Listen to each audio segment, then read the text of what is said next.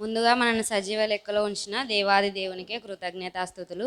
చేరి వచ్చిన మీ అందరికీ నా హృదయపూర్వక వందనములు. సమయం ఇచ్చిన సహోదరునికి కూడా వందనములు తెలియజేస్తున్నా.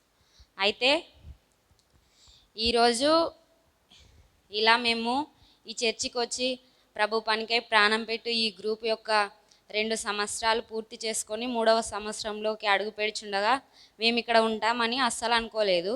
కానీ దేవుడు తన కృపతోని మమ్మల్ని కాచి కాపాడి ఇక్కడికి రప్పించి ఉన్నాడు. అయితే పోయిన సంవత్సరం ఇదే ఐజలో మర్రి చెట్టు దగ్గర చేసినారు. 1 ఇయర్ దాటి 2వ సంవత్సరంలోకి అడుగు పెట్టడం. అయితే ఇప్పుడు 2 ఇయర్స్ దాటి 3వ సంవత్సరంలోకి అడుగు పెట్టడం ఇక్కడ జరుగుతుంది అని ఇందులో మేము పాల్గొంటామని అనుకోలేదు. కానీ దేవుడు గొప్పగా ఇలా రప్పించున్నాడు. అయితే ఈ గ్రూప్ వలన మేము ఒక విషయాన్ని బాగా నేర్చుకున్నాం. అంటే చాలా విషయాలు నేర్చుకున్నాం, కానీ ఆ ఒక్క విషయం చాలా గొప్పదని నా ఉద్దేశం. అంతే, నా యొక్క ఒపీనియన్ అది. అయితే ఏంటి ఆ విషయం అని చెప్పే ముందర ఒక 2 మాటలు చెప్తాను. ఏంటంటే, మేము ఒక్కటే రోజు, నేను, మా అన్న, మా చెల్లెలి ముగ్గురం ఒక్కటే రోజే బాప్తీసం తీపించుకున్నాం. అయితే బాప్తీసం తీపించుకోవాలని ఒక ఆశ ఒకటే మా లోపల ఉంది. అప్పుడు ఇంకా మారు మనసు రాలేదు. అది మారు మనసు వచ్చినాక మాకు తెలిసింది. అయితే నాన్న కూడా తీసుకోండి అన్నాడు. నాన్న కూడా తీసుకోవాలని ఒక ఉద్దేశంతో సరే అని తీపిచ్చినాడు. అయితే 2020 సెప్టెంబర్లో మేము బాప్తీసం తీపించుకున్నాము. డేట్ గుర్తులేదు నాకు. అయితే తీసుకున్న తర్వాత 3 నెలలకి నాకు పెళ్ళయింది. నా మ్యారేజ్ అయిన తర్వాత పెళ్ళయింది, తీసుకున్నాము, మేము జీవిస్తున్నాం. అయితే మేము బాప్తీసం తీసుకున్నాక ముందు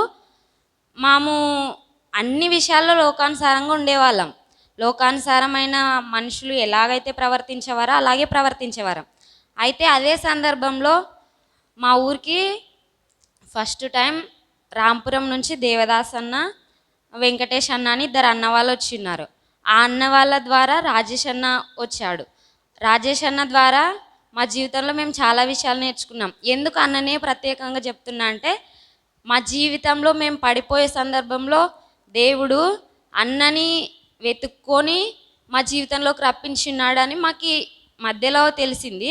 అయితే మేము బయటికి వెళ్ళి పని చేసే దగ్గర మేము ఇంట్లో ఉండేటప్పుడు ఎటువంటి పాపం చేయాలని ఈ లోక సంబంధమైన విషయాలలో కలిసిపోతుంటామో అదే సంబంధించిన విషయమే అన్న వచ్చి వాక్యం చెప్పేవాడు.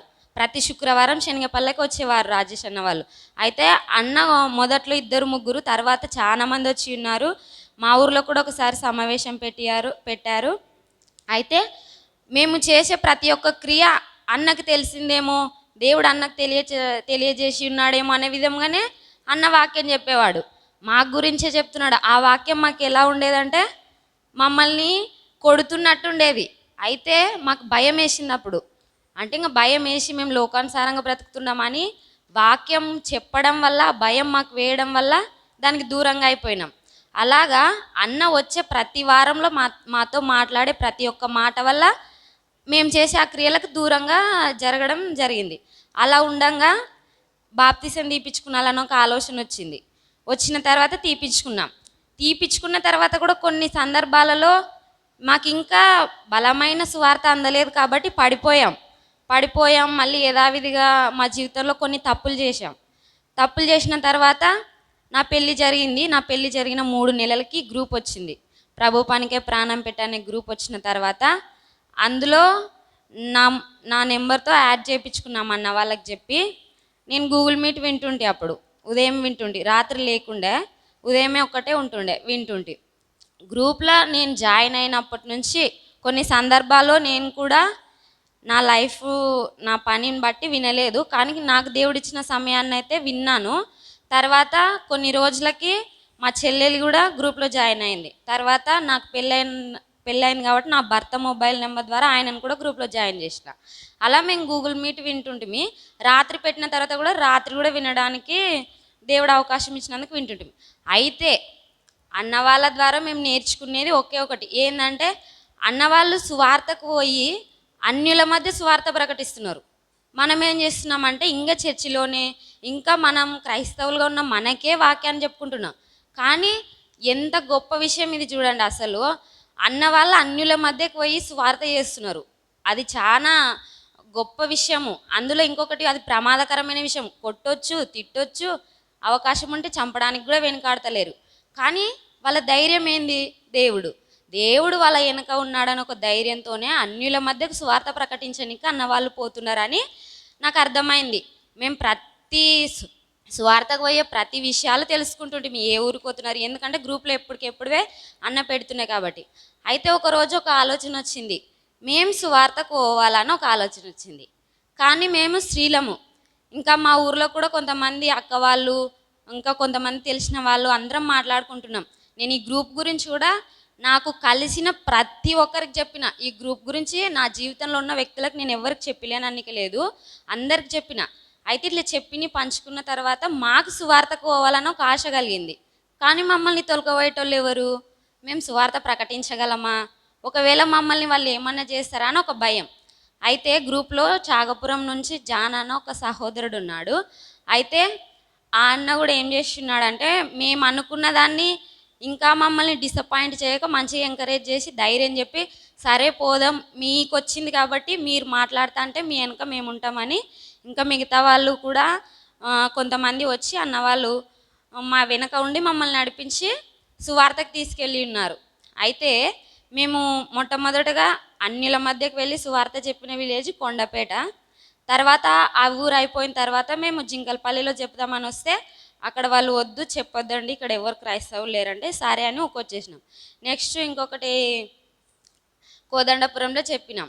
అయితే అక్కడ కూడా ఒక ముగ్గురం మాట్లాడిన తర్వాత వాళ్ళు వచ్చి వద్దు వెళ్ళిపోండి అన్నారు, వచ్చేసి ఉన్నాం.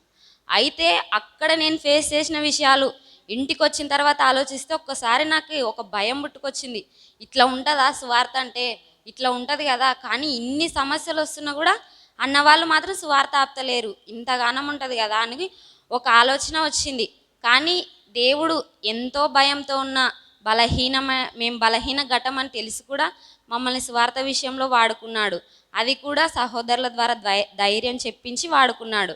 అందుని బట్టి నాకు సంతోషం అనిపించింది. మేము కూడా స్వార్థ ప్రకటిస్తాం మా జీవితంలో అన్యుల మధ్య అని ఎప్పుడు అనుకోలేదు. కానీ దేవుడు అలా ప్రకటించే విధంగా చేసినాడు. ఆయన తలుసుకుంటే అందరికన్నా తక్కువ స్థితిలో ఉన్న వాళ్ళని వాడుకుంటాను సెలవిచ్చున్నాడు కాబట్టి ఆ విధంగానే వాడుకొని ఉన్నాడు. కానీ మేము ప్రకటించినామని ఒక గొప్ప కోసం కాదు, కానీ అటువంటి సందర్భం మాకు రాదేమో అనుకున్నాం. కానీ వచ్చేటట్టు చేసింది ఎవరంటే ప్రభు పనికై ప్రాణం పెట్టి గ్రూప్లో ఉన్న అన్నవాళ్ళు సహోదరులే.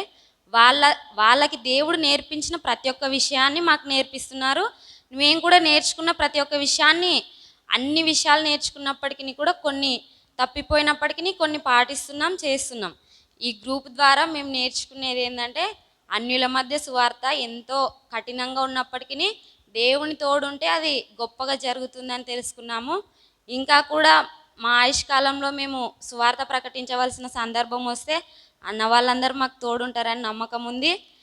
మాకు ఈ గ్రూప్లో ఉన్న ప్రతి ఒక్క అన్నవాళ్ళు ఆత్మీయంగా చాలా మంచి వాళ్ళే, అందరూ మాకు అన్న వాళ్ళతో సమానమే. అయితే దేవుడు మాకు ఈ అన్నవాళ్ళ ద్వారా నేర్పినది ఏంటంటే, వాక్యము ఎక్కడ కూడా ఆగిపోకూడదు, అది ప్రకటింపబడుతూనే ఉండాలా అనే విషయాన్ని తెలియజెప్పి ఉన్నాడు. ఈ విషయాలను మేము ఎప్పుడు మా హృదయంలో ఉంచుకొని ఇలాగే జీవించాలని కోరుకుంటూ, మీరు ఎప్పుడు మాకు తోడుగా ఉండి మమ్మల్ని ముందరికి నడిపించాలని తెలియజేస్తూ, చిన్ని మాటల్లో తప్పుంటే క్షమించమని కోరుతూ సమయంను అధ్యక్షుల వారికి అప్పగిస్తాం.